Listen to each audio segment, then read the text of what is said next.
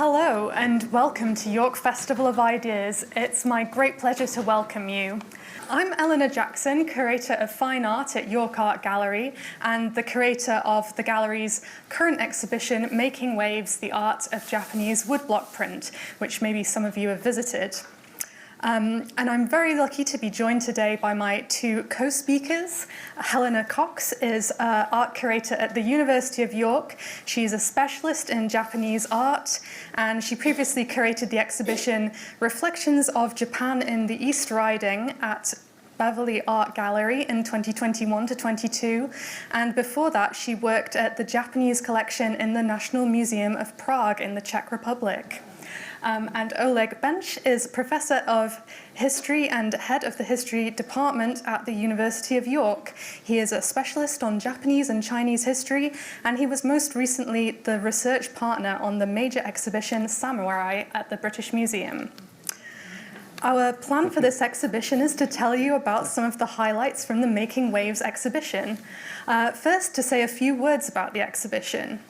York Art Gallery has a lovely collection of Japanese woodblock prints, most of which were donated in 1954 by J.B. Morel, who you might know because the University Library is named after him. He was director of Rowntree's Chocolate Manufacturers and a great patron of the city of York. The exhibition displays prints from York Art Gallery's collection alongside a range of exciting loans to tell the story of Japanese woodblock printing from its emergence as a medium of art in the 17th century through to the present day. Japanese woodblock printing first emerged during the Edo period, the time between 1603 and 1868, when Japan was ruled by a government known as the Tokugawa shogunate. These were 260 years of peace and prosperity in which the arts flourished. The shogunate maintained a policy of isolationism, which meant that they strictly limited trade and contact with other countries. In this context, Japan's culture evolved its own distinctive traditions. This included the medium of Japanese woodblock printing. So the first artwork in the show takes us to the fundamental subject of how Japanese woodblock prints were made. So this is a woodblock print by a very important artist called Kitagawa Otomaro, and it is showing what a Japanese woodblock printing studio in the Edo period would have looked like, with one significant difference, which is that here the artisans in the studio are all shown as women, whereas in reality, as far as we know, they were all men. But it gives you an insight into the process and the various jobs that were involved in the Japanese woodblock printing. So you can see that it runs from right to left, which is the direction of reading in Japanese. So on the right, you can see an artist who is making the drawing that is going to be the basis of the print. And then you can see two women who are cutting out the wood blocks, cutting the design into the wood blocks. And then on the left, there are some women who are preparing the paper. And what you can't see, because the British Museum does not have the final piece of this triptych, on the left there should be a picture of the printer who is putting the paper onto the wood blocks and then pressing the inks onto it to transfer the image. So what you can kind of take away from this image is that Japanese woodblock printing is a laborious and completely handmade process. And all the prints in the exhibition and that we're going to be showing you today were all made by hand, and every one of them is slightly unique. They all have their own little imperfections and unique features. And I will now pass on to Helena to do the next. Fabulous. Thank you so much. I'll just say as well what a joy it is to be here with Eleanor and Oleg, who are such wonderful scholars and colleagues, and I'm so glad we're doing this event together, and hopefully there'll be many more because I love working with them so much. So the prints that I'll be talking about now are two prints by Harunobu, and if you look at these prints, you might be thinking, especially if you've been to the exhibition or you know kind of Japanese, that typical style of Japanese prints, you might be thinking, well, there isn't that much going on here, is there? There's just like one woman in colour. But actually, these are really revolutionary prints because they're very, very early. And Harunobu was the first printer or ukiyo-e artist who actually came up with the art of colour printing, which was a very, very difficult technique, as Eleanor rightly described. And the precision that was needed to make the colours combine so that you could have depictions of courtesans, in this case, in all these beautiful kind of layered, coloured kimonos. That was really a technological invention that was completely unparalleled, not only in Japan, but also in other Asian countries which used the technique of printing. So Harunobu was really kind of a complete revolutionary in the way he was working. So the technique he developed was called nishikie, or the images, brocade prints, and the first ones come from as early as 1760s. So this was really a time when, you know, in Europe, nobody could make, or outside of kind of Asia or Japan, nobody could really make woodblock prints with that level of precision. So it was really absolutely unique. Harunobu, there isn't that much known about him, really, about his early life. He came from a samurai family, which Oleg could tell us a lot about. And in the beginning, he kind of trained in the traditional style of the Torii school, but his work throughout this period was not kind of outstanding enough. He was good, but he wasn't, you know, he just kind of went with the flow. But he had a great network through the family connections of coming from a samurai family. He had this very quirky network of arty friends who were quite wealthy, and through them and through connections with them, he actually then kind of broke out of the mold of the Torii school, and he developed his own way of working, which then led to the creation of nishikie. So it took some time, but then he kind of flowered and flourished. And through those circles, he also had a lot of patrons, so he actually then managed to really go big, and he became a specialist in bijinga, which is portraits of beauties, but he portrayed other aspects of the life of Edo as well. And what I would really like to point out on these is the doll that one of the courtesans, the one on the right, is playing with. And you might be thinking, well, this is a lady of, whatever she gets down to in the evenings. And here we see her playing with a doll. How does that, if you kind of translate that into European context, you would be like, what is happening? But what I love about this is that toys, and this is a real proof of that, toys were a really important part of Japanese culture, and they really extended beyond the children's world. So traditional toys were also objects of kind of symbols, of veneration, of religious symbolism. They link to the country's history, and they also linked to a whole array of kind of rituals and annual festivals. And so they were very intricately connected to the daily life of people in Edo and across Japan. So it would not at all be an unusual sight to see a courtesan not playing, but kind of dressing up her doll so that she could put her on display. It could be for the girls' festival in March, or it could be for other opportunities throughout the year. So anything is possible in the world of Harunobu, and toys and courtesans do go together. That sounds a bit... I didn't mean it, but you know what I mean. Over to you. No, thanks so much. Thank you for the kind introduction, and wonderful to be here with you, and thanks to everyone for coming. Kind of sticking, I guess, with the courtesan scene, this next kind of set of three prints I'd like to talk about it shows kind of three courtesans here, also kamuro and their attendants, who are kind of amusing themselves there on a balcony there. The trees in the background here are decorated for the Tanabata festival, which is 7th of July, it's an annual thing. It kind of commemorates the mythical lovers, Orihime and Hikoboshi, who are kind of associated with the stars Vega and Altair in English. And on the left, we see kind of an attendant making paper kimono, which is kind of a traditional Tanabata decoration, which kind of signifies the maker's wish for good health and kind of improvement in her sewing skills. We see a cat there that's playing in the middle, causing a bit of commotion by jumping onto the courtesan's long trailing kimono there. And this print, this then is from 1830, so this is quite late in the Edo period, which, as Eleanor mentioned, from about 1603 to 1868. But this scene, this is from 1830, so quite late. But this could have really have taken place any time during that period, especially from kind of the mid 17th century onward. And in the 18th century, Edo, which is present-day Tokyo, is probably the largest city in the world. It's got over 1 million inhabitants. I mean, at that point, Paris and London probably about a little over half that many. And Edo grows really quickly from kind of a small village in the 16th century. And once the Tokugawa shoguns then make it their capital, they build the largest castle in Japan there, and the city then ends up surrounding this. And the shogun is the most powerful of over 250 warlords in Japan. And the way they maintain their authority, one of the main things they do is they make all of the other warlords around Japan essentially spend half their time in Edo and half their time in their own domains. And it's usually every year, every other year that they have to move, depending on distance. And they have to keep their families in Edo in these big mansions at all times. So they're effectively hostages. And that's how the authority is maintained.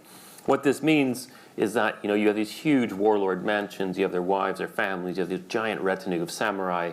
There's a huge samurai population in Edo, who are then also being supplied by a growing merchant class, who are kind of supplying all of the luxuries kind of and distractions of a major city. And Edo is especially famous for kind of the glamour and spectacle of the entertainments. A lot of this is focused on the Yoshiwara, kind of the red light district, and the kabuki theater. And these areas all together and all this is called the ukiyo, kind of the floating world. And we talk about ukiyo-e, the floating world pictures. This is kind of a life of pleasure detached from all responsibility, what we're referring to here. And that's these Japanese prints that very often focus on this world. That's why they are called ukiyo-e. And it's maybe unsurprising that some of the earliest popular subjects for these Japanese prints, when this technology comes out, are kind of the women of the Yoshiwara. And in this district, for really what's pretty eye-watering prices at the time, merchants and samurai who aren't really supposed to be there, but they're there anyway. That often happens with samurai. They can kind of indulge there in these fashionable surroundings, refreshments, the company of courtesans, who sex workers essentially, many of them. And while the courtesans' flamboyant fashions and skills in entertaining, they really capture the imagination of the Japanese public, even the people who don't kind of go to the Yoshiwara. The reality of our lives is actually quite harsh, and we really don't see that in this print. I mean, girls are often contracted into the sex trade at quite a young age. They don't really have an option to leave. They're often there for 5-10-year contracts. Sometimes, though, they're also building up debts during that time, so they're never able to actually leave these. They're enduring diseases, unwanted pregnancies, and many of them often die young. So, I think in the exhibition, Eleanor asked the question there, do these prints, when we look at them, do they give dignity to these women by focusing on their cultural refinement, or do these deliberately ignore the hardships of their lives in order to kind of sell this sort of fantasy? So, yeah. Yeah, which I sort of see as a genuine question, because I sort of think you can argue it either way, and maybe it's even a little bit of both. Okay, next one. So this. Oleg mentioned a little bit the kabuki theatre, which is sort of the other side of the Edo entertainment life. On the one hand, you have the Yoshiwara, the red light district, where the people who are providing the entertainment are all women, whereas in the kabuki theatre, the entertainers are all men. So the kabuki theatre was an incredibly popular form of entertainment in Edo period Japan. It was absolutely the popular entertainment of its day, and the actors were all men, but there was a law that was passed that said that women were not allowed to perform on stage. So even the female roles were played out by men. And all all people from all across society would come to the kabuki theatre to watch these plays, which were often tales of illicit love affairs, murders, revenge. They're very sensational. And I love this print, which shows an actual kabuki theatre. You can see what it would look like inside, including the rotating stage at the front. They would often have these very elaborate sets, and you can see the actor in his very flamboyant costume and makeup as well. But what really steals the show in this print, I think, is the audience, who you'll have to come to the exhibition and see it in person, because when you see it in person, you can see every single one of the people in the audience is a little individual portrait, and they all have so much personality. And it's kind of funny as well, because none of them are really paying attention to the play. They're all sort of interacting with one another and, talking, arguing, eating, and there's some, and this is 1872, so it's after the opening of Japan to the West, and you can see there's a few little Western influences coming in as well, so it's a bit like a Where's Wally, but you can go and try and look for the people who are wearing glasses or who are wearing bowler hats, things that were Western imports that were starting to creep into Japanese life in this time. And I will pass on to Helena. Well, and this very beautifully segues into these prints, which show actors of the kabuki theatre.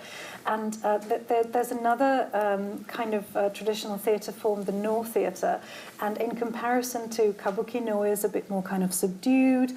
It's traditionally associated with the aristocracy and the imperial palace, so not everyone at any time kind of had access to that. But within kabuki, it was kind of made for effect. So it was very important that things look flamboyant and bombastic, as you could see on the previous prints. But connected to that, the actual actors who played in these plays were also real superstars. So there was a whole kind of advertising world surrounding the kabuki universe, where the actors, and especially the actors of the female roles, so the onnagata, which were the kind of female characters but portrayed by men, they would actually become like leading examples of what is fashionable. So there's this lovely layering of people would go to the theatre to see the actors, but the actors would also have prints of themselves made and distributed, which would both advertise the theatres and the theatre plays, but they would also be like the cover of Harper's Bazaar or Vogue. They would kind of indicate what is fashionable. So real life women would then try to mimic what these men pretending to be women were wearing. So there's kind of beautiful layering and gender bending. And this is something that also kind of trickles through some of the plays. So the print by Toyokuni that we see here on the left, on the left, on the left. So the character that is portrayed here, and it's a male actor, and it also needs to be said actually that despite it being male actors, if you were an onnagata actor, you would specialize in female roles all your life. So it's not that you're actually switching between roles, you're kind of brought up and trained in that way. So you would only ever specialize in female roles. However, for this particular role, so he plays a character called Osono, who is a female fencer who is trying to revenge the killing of her father. So you can tell that she's got kind of in her obi belt, she's got a sword, and she goes around and indulges in fighting. But as part of this quest, she also pretends to be a priest, so a male. So you've got this male actor playing a female role where the female is gender bending and pretending she's a male to revenge her father. So like amazing twists and turns and all that obviously on stage would be full of kind of transitions in costumes and dances and it would be absolutely spectacular. And what we see on this other print, which is probably slightly more colourful, the one by Kunisada, Here, the main character, here also a lady, but portrayed by a man. So she is the Heron Maiden, and this is a tale that comes in several forms in Japanese storytelling. And in this particular story, she is a heron who falls in love with a human man and transforms into a human so that she can marry him. But unfortunately, at some point, the husband kind of sees her in her natural form, and that means she has to kind of leave the marriage and disappear. And there is another version of this with a fox, which also very often kind of is portrayed on print. So there is this kind of tradition of animals falling in love with people, but then being seen for what they really are and having to vacate the scene. So in this print, she's kind of indulged in this very expressive dance with a parasol. And if you saw it in real life, there would be kind of bird song integrated into her kind of dancing and singing, and there would be several very stunning costume changes as part of the performance. So as audience, you would be absolutely stunned. And then obviously after the show, you would want to take a bit of it home so you could buy this print. And then while you have the print, you also want to look a bit like her. So you would kind of get the gear to look like her, and at the same time, you would know that she's actually a guy. So I mean, it's just fascinating. Yeah. Moving from that to, which is probably a bit more, I don't know if we'd call it more masculine kind of topic here, which is the sumo wrestlers, who, were, I mean, on the other hand, they are still superstars, kind of like the kabuki actors. We definitely have that. And I mean, and there's a theme here in that, sumo wrestling is entertainment. It is one of the most popular entertainments in 18th, 19th century Edo. And publishers are commissioning portraits of the most famous sumo wrestlers to sell as souvenirs. I mean, here we see the wrestlers Tatsukami and Yotsugamine were grappling with one another. They're trying to, either push the opponent out of the ring or get them to fall onto the ground. And the dynamic poses that we see here, really kind of fills this whole composition. It creates a sense of kind of tension. And usually prints like this, which have two wrestlers, would usually have them in an even bout. So neither of them is really winning or is on top here. And this is kind of a marketing thing, because this way you can kind of sell it to the fans of both of the wrestlers, not just one of them. So there's a lot of different kind of types of sumo prints produced. The most popular are just kind of portraits of famous wrestlers, kind of on their own, wearing kind of some of their ceremonial kind of aprons that they wear. And kind of, I don't know, a lot of this is we've got a World Cup starting this week, and these aren't too dissimilar to like panini stickers of footballers. I mean, that people really want images of their favorite athletes. I mean, they don't have albums to stick them in, but you see where I'm going there. A lot of the other prints of sumo wrestlers would show them in action. Sometimes, we have the ones with a big audience, kind of like the one with the kabuki, where you would have thousands of people visiting and watching this. Others just illustrate like the different moves and grips that people might have. They're kind of like training manuals almost for sumo. And one of the things that kind of also boosts a number of these sumo prints is you have a series of reforms throughout the Edo period, because all of these goings on with courtesans, with sumo, with all of these luxuries and extravagances, the government keeps trying to crack down on it and keeps banning things. And so, I mean, one of these reforms in the 1840s, they kind of ban prints of actors and courtesans, because this is leading people astray, so no more of that. And so instead the publishers just started making sumo wrestlers, because why not? I mean, those are popular too. And I mean, Kunisada, who's a very prolific artist, he makes over 700 sumo prints. People essentially trying to satisfy demand for pictures of people's heroes.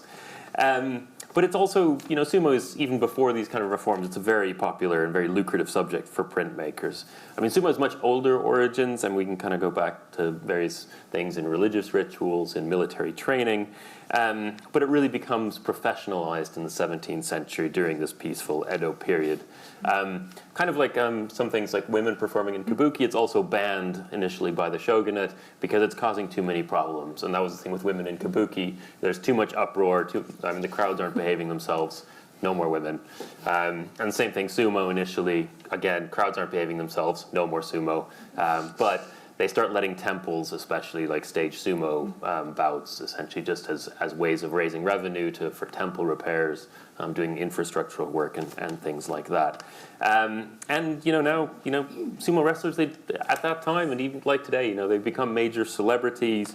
They are professional athletes, and even today, they retain this status in Japan.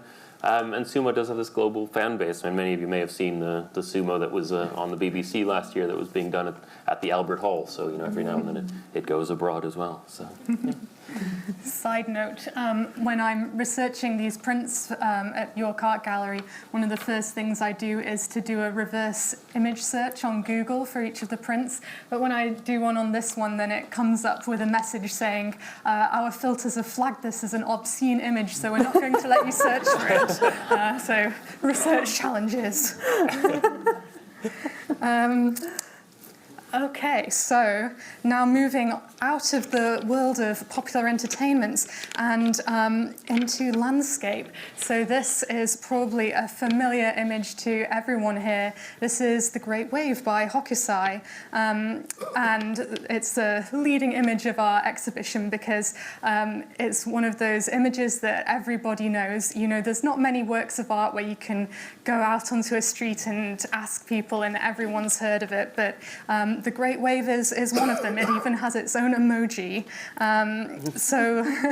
But although people have heard of it, they probably don't know that much about it. So The Great Wave is actually one of a series of prints, the 36 Views of Mount Fuji, which is a series of landscape prints all showing Mount Fuji in them. And you can see Mount Fuji is in the background of this image.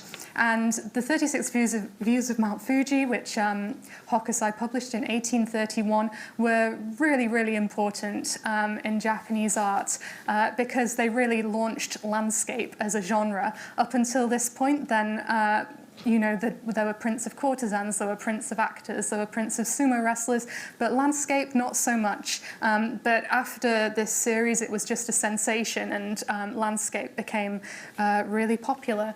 And there's a couple of reasons why Hokusai was able to kind of launch landscape as a genre at this time, and one of them was Prussian blue. So the lovely blue color that you can see here, this is a pigment called Prussian blue, which was the world's first synthetic pigment, which is to say it was not sourced naturally, but it was made in a lab, and it was invented in Europe, and around this time it was first imported into Japan, and Hokusai's 36 Views of Mount Fuji was one of the first artworks, Japanese woodblock print series, to use this colour.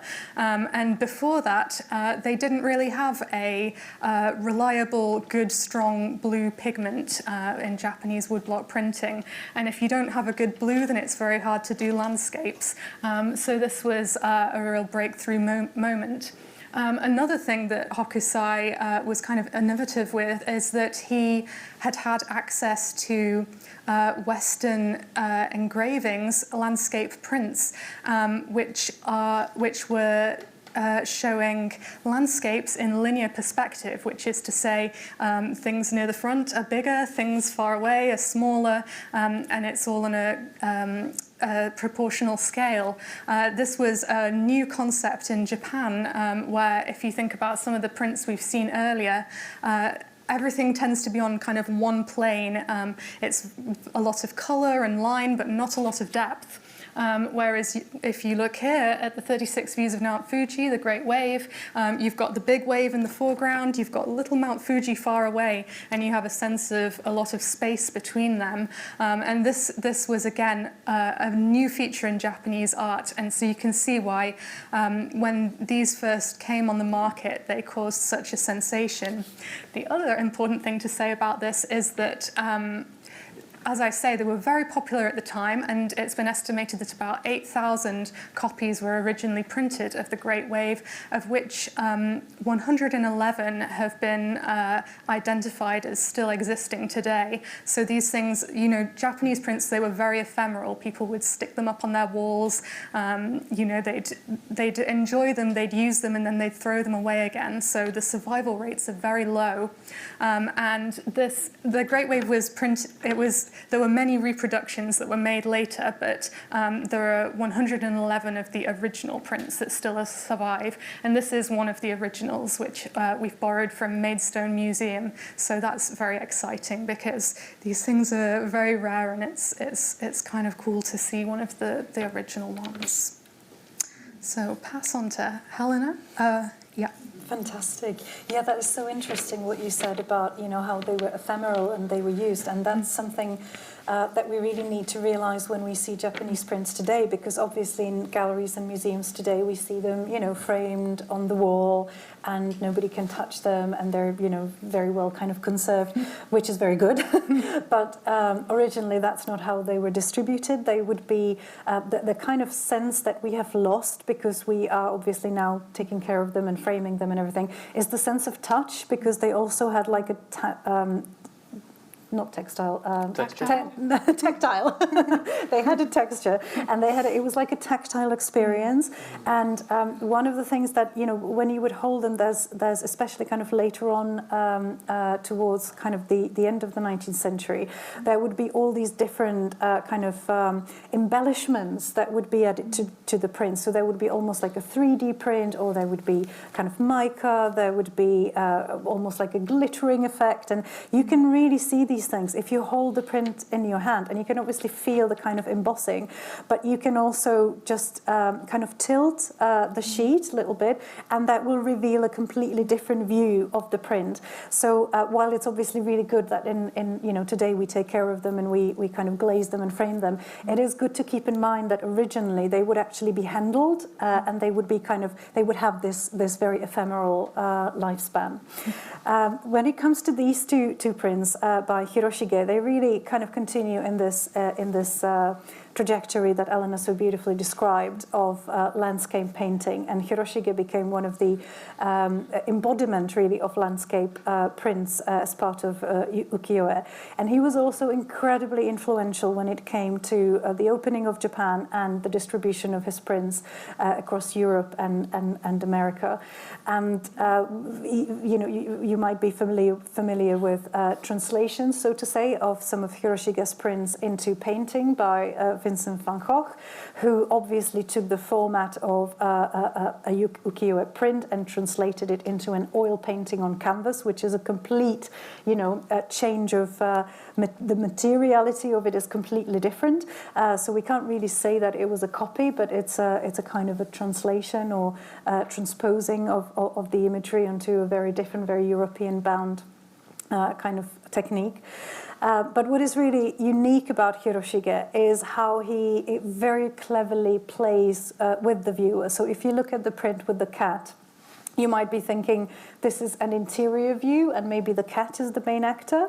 But actually, this is a view of the Torinomachi festival, which is happening only when you look through the bars of the window and you kind of look further down, and that's where the merriment of the festival is happening. And that's actually the kind of main point of the print. So Hiroshige here is using something that is also quite typical for Japanese aesthetics and Japanese philosophy and Japanese literature, that if you want to showcase something, which is like the main focus, you don't put it right in front of people. You kind of obscure it, or you talk about other things around it, and then this thing kind of comes out of the context. And it's something that links to the concept of ma, which is very often translated as kind of empty space or negative space, but it's a much more complex category, which kind of relates to the important thing, being in the space in between. So if something really matters to us, we don't just stick it in the middle of a composition as we would traditionally done in kind of European art of that period. So in here, instead of the cat being the main star, although I'm sure as every cat thinks she is or he is the main star, but the real thing is happening through there. And also we talked so beautifully, you talked about the courtesans and about the difficulties in portraying them. this print is actually a much more realistic depiction of the life of a courtesan, because it takes place in the Yoshiwara red light district. And if you look close on the print, you can see a towel that is kind of scrumpled up in the corner. There's a bowl as well, so you can see that somebody's just been. So there has been a visit, and we can see just the traces of the visit. And if you want to project the courtesan's feeling into the cat, you might feel that the cat feels a bit trapped, because maybe he would like to go and enjoy the festival, but he can't because he's trapped in this world, as Oleg so beautifully described. So that's what's really happening in the print. So when you look behind the scenes, there's so much more happening. And just very briefly towards the other print, here the main actor is the rain. And this is something that only Hiroshige could do so beautifully. He took this natural phenomena like water, rain, wind, and he managed to make them the real stars of a print. And you've got a few people there in the background hiding behind the rain, and there's a bit of a hat flying in the air, and Hiroshige was really brilliant in depicting people as they kind of succumb to natural conditions. So here again, the rain and the kind of the pattern that the rain creates completely dominates the print, and you really have to squint through the rain to see what's happening to the people in there. So this is a real genius that was incredibly influential on Western art and also Western landscape painting towards the turn of the century. Thanks. Yeah, so, I mean, now a bit more towards samurai. We're kind of in the background of a lot of this. I mean, it's, you know, the whole country's being ruled by samurai at this time. And, you know, Japan, you know, there's all sorts of fantastical tales and epics and that are inspiring artists. And, you know, a lot of these are coming, are kind of related to the samurai in various ways. Bless you. You know, legends and adventures, especially from the distant past, are, you know, they're providing a lot of popular entertainment. You can use them for political commentary.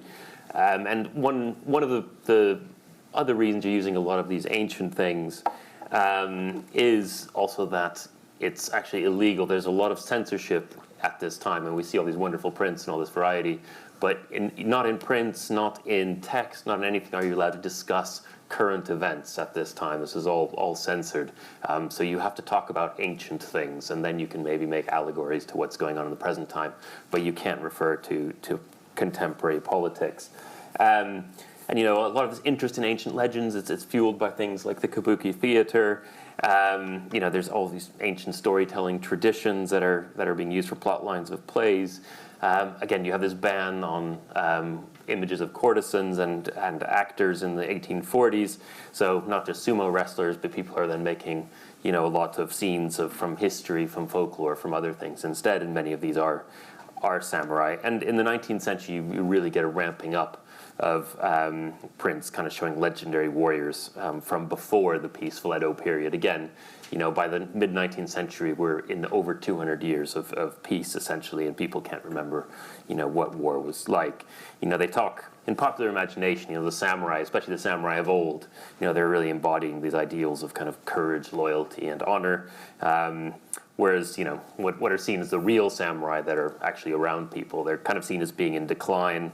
You know, there are political and economic problems. There's outside pressure now in the 19th century. You know, there's Russian incursions. There's other Europeans coming around. There's all these threats. And the artist here who's done this print, Utagawa Kuniyoshi, he makes a lot of prints of kind of heroes and adventures. These are kind of one of his main themes. And, you know, these...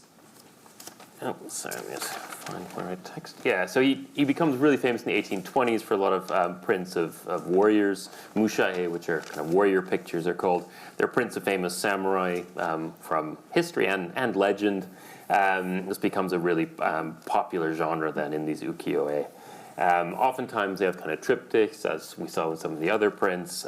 Sometimes it's and kind of more complex stories. I'll show another one of those later. This one we see here on the left is part of a series of samurai from the civil wars of the 16th century. This depicts a warrior called Kanbei Nobutaka. He's the third son of the first of what are called the three great unifiers of the 16th century, the warlord Oda Nobunaga. And he's kind of sitting there on a stool wearing full armor, which is kind of the image that we have of a samurai, today as well. And although, the Edo period here, this is this period of peace, arms and armor really kind of are these symbols of samurai identity and authority. I mean, almost no one is ever wearing armor, but traditional style suits of armor that look like this are being used for kind of display, sometimes for ceremony. We're not entirely sure actually when these things would have been worn, but people definitely own them and collect them. And they have that same kind of fascination with Japan's heroic military past. And I mean, if we look at this armor then on the right, which is also in the gallery on display at the moment, it's coming from the Royal Armies in Leeds, which is fantastic. I mean, it's gold lacquered with red laces. I mean, it's really dramatic. It's kind of what's called a tosei gusoku. It's a modern armor, so to speak. It was kind of put together probably in the 19th century. Some elements of it might be hundreds of years old. Some elements are probably done quite more recently. It has an elaborate kind of golden kind of dragon on it, or lion, dragon figure on the front. And also in the exhibition there are a couple of swords from the 15th century, so those are quite old, mounted with things from the 19th century. Again, things from different periods are being combined here. And, the swords, the armor you would very rarely see. I mean, samurai normally are wearing kind of civilian dress. I mean, kind of the business suit is what equivalent is what they would be wearing. They're largely bureaucrats at this time. But they are carrying these swords. I mean, the two swords, the long and short sword, or daisho, are kind of a symbol of their status. At the same time, they're not allowed to carry guns because those things are dangerous. You can carry swords, but the guns were all very tightly restricted. The swords, though, then they are also, they are often appreciated as works of art, very fine craftsmanship, and, these steel blades, they're taken care of, they're very valuable. Even if, they're never actually primary weapons on the Japanese battlefield, they do get this kind of status as the symbols of the samurai in Japan and also abroad. So, Eleanor. Okay, so this is one of my favorite prints in the exhibition. So this is one that we actually bought with a grant from the Friends of York Art Gallery and are putting on display in the exhibition for the first time. So when I first started working on this exhibition, I sort of wanted to buy a new print to put in it, and it was a bit of a saga finding one, but this is the one we got, and I'm very, very happy with it. So one of my other kind of my thinking behind this was that I really wanted to make sure that the women in the exhibition were not all courtesans, and that there were some more kind of empowering pictures of women in the exhibition as well. And what you can see here, this comes from a series that this artist Shikinobu made, which show the women of the inner palace of Chiyoda. So these are the women at the pinnacle of samurai society. So the shogun, so the head of the government, had his base at Edo Castle, which is a huge complex, almost like a little town. And within Edo Castle, there's a palace, the inner palace, which is where the women of the shogun's court all lived. So his wife, his concubines, his children, and they were looked after by an entire staff of women because, in theory at least, no men were allowed to go in there. So you had a whole staff of women doing all the jobs you'd get in a normal castle, but whereas in a normal castle most of these would be done by men, in the inner palace they were all done by women. So it was actually quite an opportunity for women to have a career, and they could get promotions, they could progress, and do things that they couldn't otherwise do in Edo period Japan. And this series of prints shows the women in this palace, and this particular one shows the women fire wardens. So their job was to patrol the palace at all hours of the day and night, looking out for fire hazards. And then if they saw an out-of-control fire, they had to raise the alarm and help with the evacuation and firefighting. So that, you know, this is very obscure history. That the women firefighters are not very well remembered in the history books, but that's why I love this print. It's celebrating these kind of forgotten heroes. Beautiful. Well, after Eleanor's favourite print, here are my favourite prints. Although Eleanor's favourite prints is really brilliant. But I'm so excited about these prints that went on display and are in the gallery. And they are by an artist called Tsukioka Yoshitoshi, who is, for me, one of the absolute stars of the kind of late ukiyo-e period before the turn of the century. He died in 1892. So by this time, Japan was obviously open to the world, and there would be a lot of artistic exchange.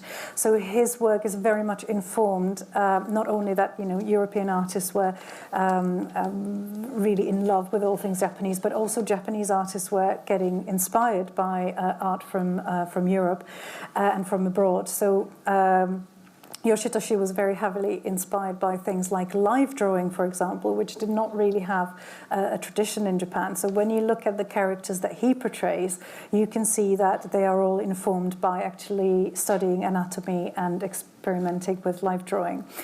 The prints in the exhibition, including these two, come from his final series called 100 Aspects of the Moon, and it's like the cream of his work. Towards the end of his life, he compiled this amazing compilation of works where he celebrates the moon, which is a huge factor in Japanese culture, poetry, art, and he compiled 100 images, which each image pays a tribute to some aspect of the moon or links the moon to famous personalities and cultural figures from the past, no and kabuki plays, famous places across Japan. So it's this huge kind of intricately interwoven tribute to the whole of Japanese culture and history. And the two we have here are Ono no Komachi, who is a poet from the 9th century, and she sits on the left, and she is here shown in towards the end of her life, which was very revolutionary of Yoshitoshi to do, because very often Ono no Komachi is actually shown as a young woman. She was considered to be incredibly beautiful, although obviously not much is known about her actual life from the 9th century, but she is part of the pantheon of Japanese poetry. So there's a lot of different legends about her, and a lot of her poetry is quite kind of melancholy, quite sad, but also quite erotic, because she had allegedly a very active love life, and she was constantly in and out of love and writing about her experiences. So she's very modern in that sense.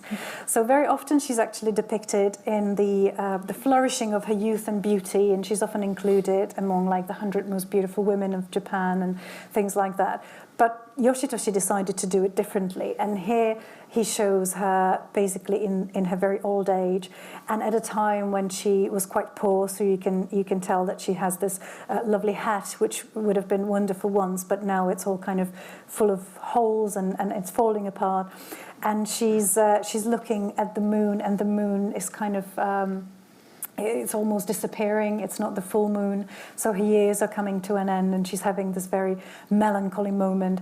And she is shown from the profile, which is something that is a tribute to Yoshitoshi's study of European art and of live drawing and anatomy, because depictions from the profile were not very typical among traditional Japanese art at all. So he's kind of showing off in here, and he's saying, I can do this, you know, I can pull it off. And the other print that we have here is of a no and kabuki play, funa benkei, which is benkei on a boat. And the moment that is shown here again shows how very thoughtful Yoshitoshi was, because he decided to portray a scene which was like the climax of both the no and the kabuki play. And I mentioned that there's, you know, quite a difference between no and kabuki, and no is a bit kind of sophisticated in many ways, and you have to use your imagination much more, while in kabuki it's all served to you. But in both of these renditions of the play, this final scene is the triumphant kind of climax. And here we see the priest, Benkei, who was a retired samurai, so he had samurai training, and then he became a priest. And he's helping a nobleman who needs to escape in a boat. And so Benkei, he's living his priestly life and he's having a good time, but he feels obligated because of his samurai past. He feels obligated to help the nobleman escape. And when they hit the sea, a huge storm comes about, and not only is the storm huge, but also the ghosts of the sea are being brought out of the sea, and they're attacking the boat. And this is where Benkei, as the retired priest, kind of comes into his prime. And the nobleman first tries to fight off the demon. So he's bringing his, I'm the nobility, and I've got samurai training as well, and I'm going to win over these powers. But he completely fails. So Benkei has to come up, and he basically prays the demons away. So in both the kabuki and the no play, he very triumphantly kind of stands at the boat, and he recites his kind of rosary beads.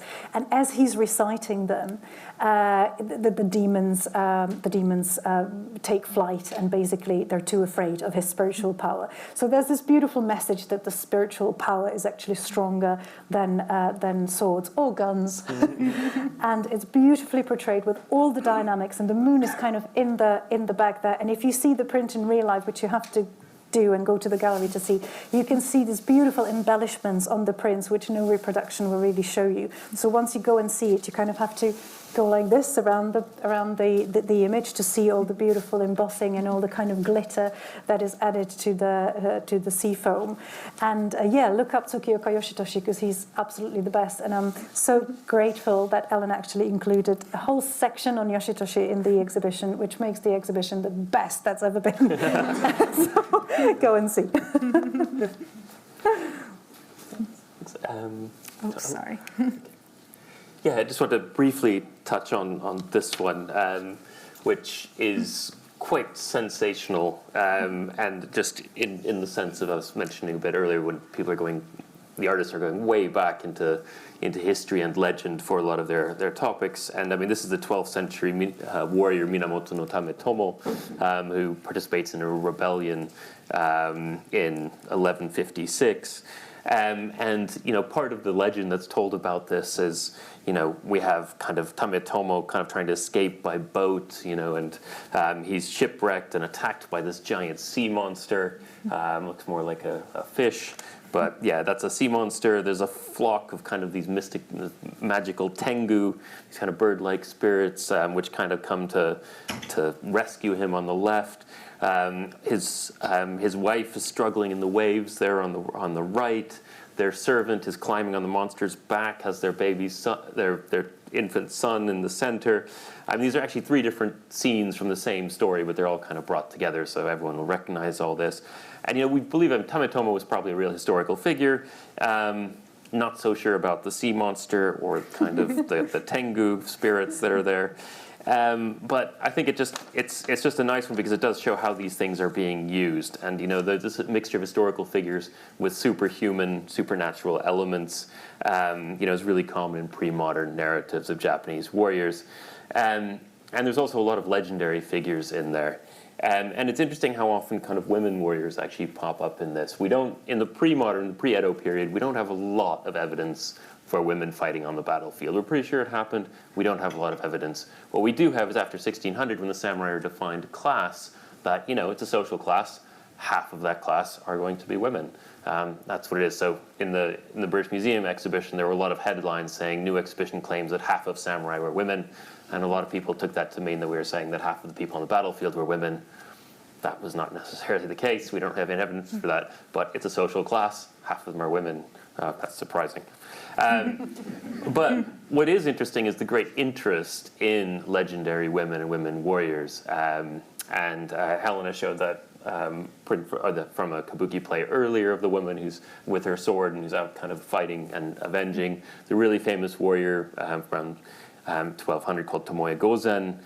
supposedly lived, in the 12th century, and we can't be sure she existed, but we have so many hundreds, if not thousands, of woodblock prints and other things, all of this stuff about it, because everyone was really fascinated by this, interested in, and just wanted to consume this material.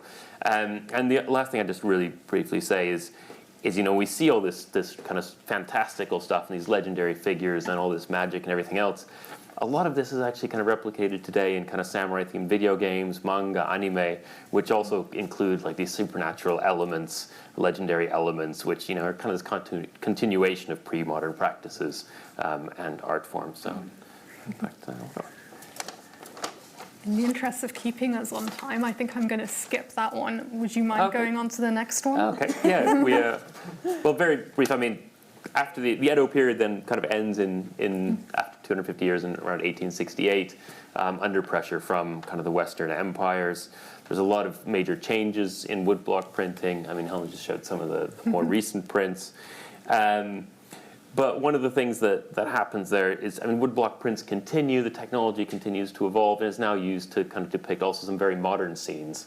And I just picked this one as kind of, except we see a lot of what are called sensoi, which are war pictures. They're kind of presented as journalism, like journalistic reportages, how people are learning about these things. We see them from rebellions in the 1870s, see it from the Sino-Japanese War in 1894-95, and then we see, this is from the Russo-Japanese War of 1904-05, we see these kind of battleships there. Very realistic. These are really amazing prints when you see these. Again, there's hundreds or thousands of these, and this is what people are looking at back in Tokyo when they're trying to figure out what's going on with the war. And this war is also in a lot of ways the kind of last hurrah for this kind of journalistic woodblock print that people are reading these, because photography is actually now getting cheaper and more reproducible. And you're finding photographs in more news and magazines and things like that. So people are going more towards photography. It's not necessarily more realistic, because a lot of photography at that time is also staged scenes of battles and things, because you can't quite be doing actual battlefield photography at that time. Technology is not there, but the medium is changing, and the woodblock prints are becoming more and more of, I guess, more of a pure art form rather than something of kind of news in that sense. So, yeah. Fabulous. So should I wrap up then on these last Please two do. prints? So we, as Oleg touched on the kind of the end of an era, which is sometimes associated with ukiyo-e prints. And when I talked about Tsukioka Yoshitoshi, I mentioned that he was, some people call him the last master of ukiyo-e, and here we've got, we've seen the kind of the end of the journalistic print.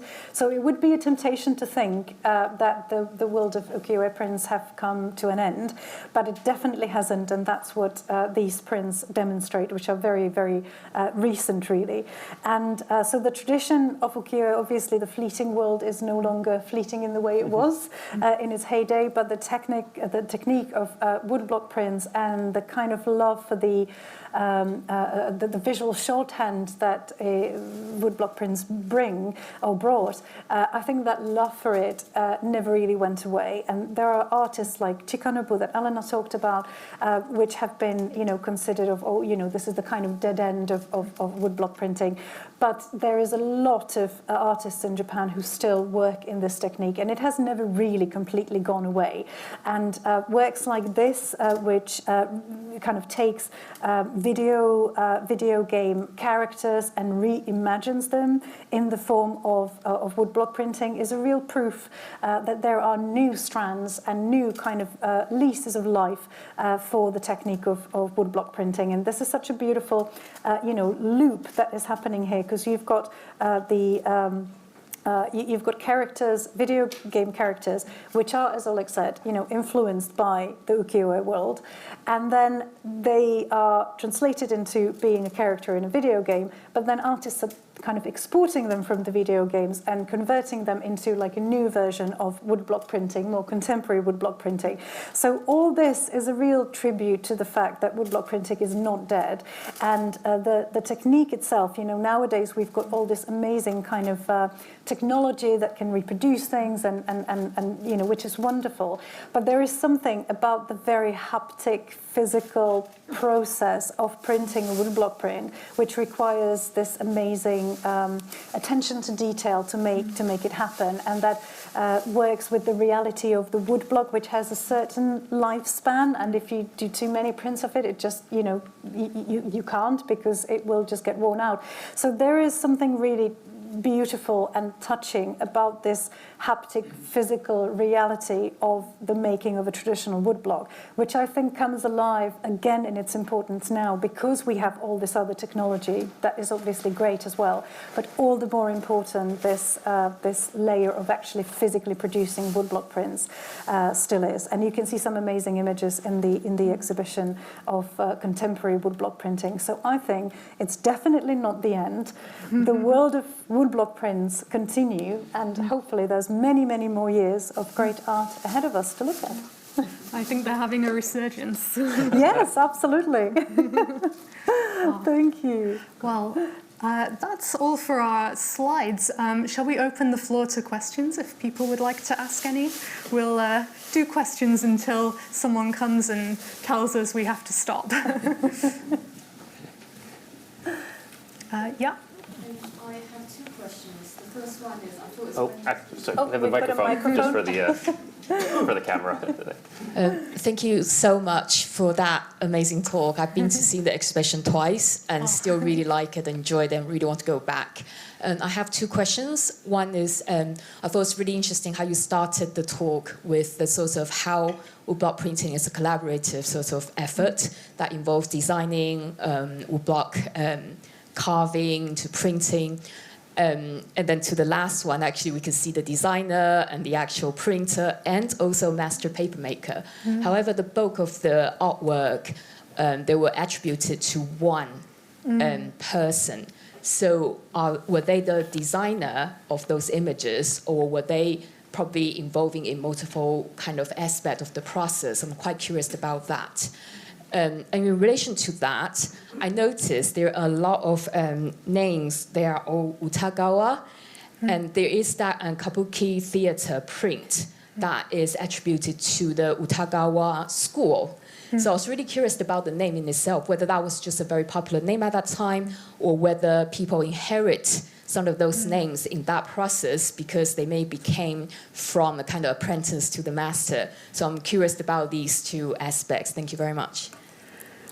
Yeah, so the first question, which is about the who gets credited as on, even though it was a collaborative process, who gets credited as the artist. So on Japanese woodblock prints, you typically have the name of the designer, as in the person who made the drawing of the design. They are credited by name on the print. Usually none of the other artisans who are involved in the process have their name on the print, so we usually don't know any of the others who were involved, even though actually a lot of their skill and creativity went into producing the result that we see. You do sometimes get printers on them, but often not. And the second part of the question was about the names. So you observed that there's a lot of Utagawas. So the Japanese woodblock print artists, they typically adopted artists' names, which would be different from their birth names. And in fact, they often would change their artist names multiple times throughout their career. And, you know, we typically just, there's, you know, in kind of the Western scholarship, there's usually one name that people tend to stick with to keep it less confusing, but in reality, they actually use multiple names. And yes, so one of the kind of reasons why they would choose a name is because they would choose it in honor of their master who they trained under. So the Utagawa school was a particular kind of group of artists who all kind of trained under one, or kind of had the same lineage of training under the same masters. Yeah. I would add as well as a practical example, because I just have to bring all the questions back to Tsukioka Yoshitoshi. So he's a really good example of the names, because he was taught by Kuniyoshi, and then he took the Yoshi and became Yoshitoshi. And then he too had like several names during his career. And then at one point he went through a real kind of mental breakdown, and for a period of time he called himself Taiso, like the Great Resurrection. But then, you know, Yoshitoshi is kind of the name that really stuck with him. But it shows very beautifully how the tribute to the original master is incorporated into the name. That was a very complex question. Thank you so much. Anyone else?